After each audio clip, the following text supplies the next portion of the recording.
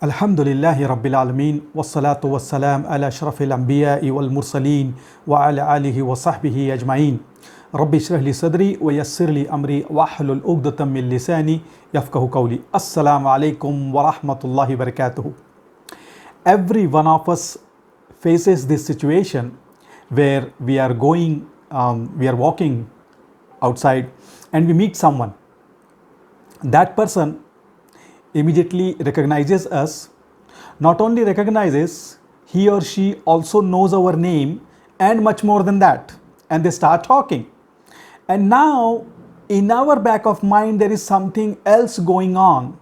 We are trying to recall his or her name. We don't even recall their name. So we are starting to feel embarrassed. That person is talking and describing and knowing many things about us, and we are struggling to recall their name and feeling awkward. And as the conversation goes deeper, it becomes much more difficult to ask their name, because that is embarrassing, because that person might think, okay, I know so much, this person not even has registered my name with them.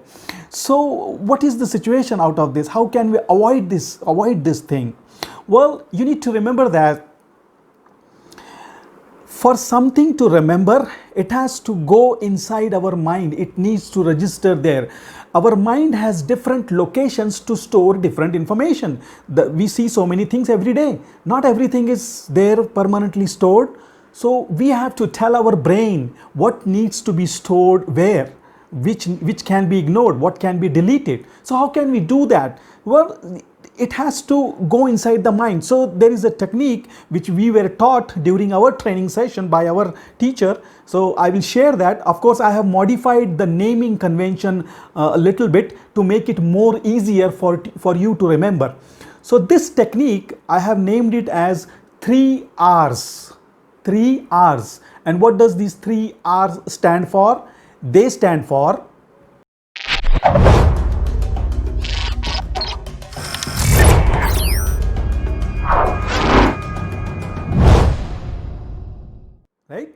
register, repeat, and then relate. Now what is this register? Now as soon as you see someone, you meet someone for the first time, what happens is, due to our innate nature, when we meet that person, our focus, even though we are seeing them, our focus is on us. How am I looking? Am I looking impressive? Am I dashing? Am I impressing them? So it's all on us. This is what we need to avoid. The focus should be on that person to whom we are meeting. The focus should shift from us to them. Secondly, we should pay careful attention when that person tells their name. We should be listening carefully. That's the first step to register. Once you do that first step, the next step is to repeat their name. Now once they say their name, during that conversation, make sure that you repeat their name at least 3 times. Once, as soon as they tell their name, let's say his name is Samir. So as soon as they tell their name, you should say, "Hi Samir, nice meeting you." So that's where you just repeated it one time. Don't say just hi, just say "Hi Samir." And then during the conversation, try to take that name one more time. Let's say you want to ask, "What do you do?" So don't just ask, "What do you do?" Ask, "Samir, what do you do?" Now this is the second time you are taking this. Now when the conversation is about to close, you are about to depart, one more time, don't just say bye, see you. Take their name again, Samir, see you, nice meeting you, Samir.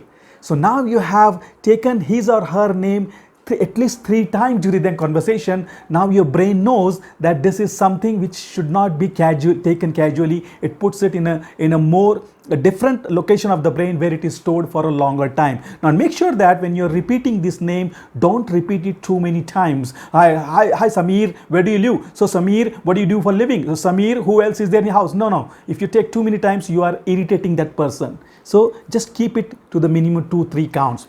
Now once you do that, when you depart, try to relate that name to something else.